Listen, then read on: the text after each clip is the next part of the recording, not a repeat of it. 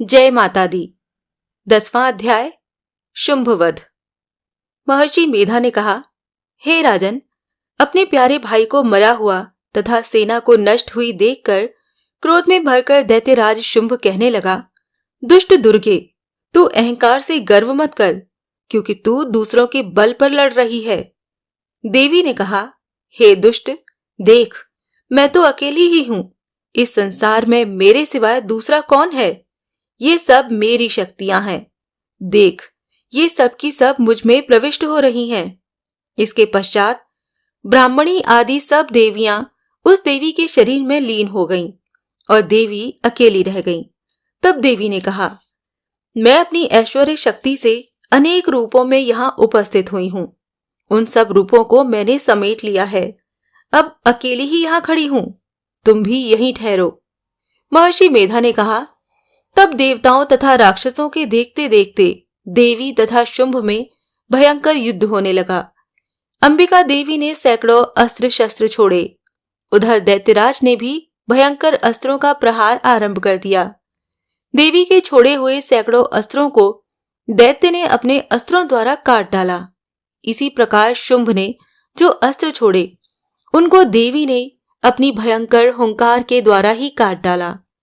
दैत्य ने जब सैकड़ों बाण छोड़कर देवी को ढक दिया, तो क्रोध में भरकर देवी ने अपने बाणों से उसका धनुष नष्ट कर दिया। धनुष कट जाने पर दैत्येंद्र ने शक्ति चलाई, लेकिन देवी ने उसे भी काट कर फेंक दिया। फिर दैत्येंद्र चमकती हुई ढाल लेकर देवी की ओर दौड़ा, किंतु जब वो देवी के समीप पहुंचा, तो देवी ने अपने तीक्ष्ण बाणों से उसकी चमकने वाली ढाल को भी काट डाला। फिर दैत्येंद्र का घोड़ा मर गया, रथ टूट गया, सारथी मारा गया।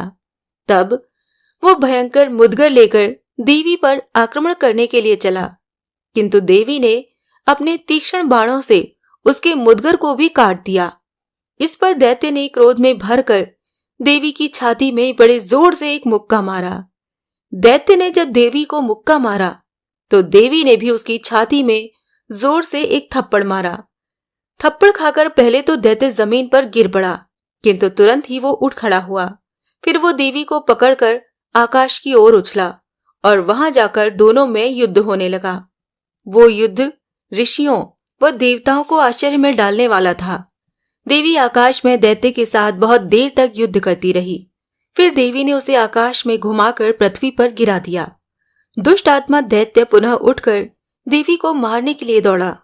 तब उसको अपनी ओर आता हुआ देखकर देवी ने उसकी छाती विदीर्ण करके उसको पृथ्वी पर पटक दिया।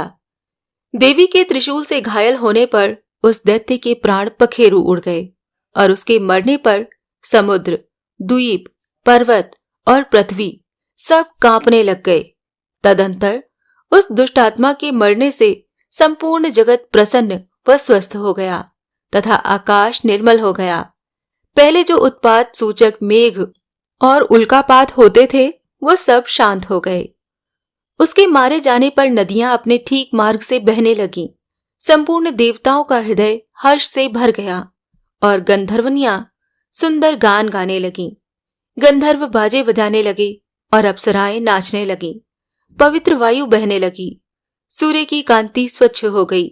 यज्ञशालाओं की बुझी हुई अग्नि अपने आप प्रज्वलित हो उठी तथा चारों दिशाओं में शांति फैल गई।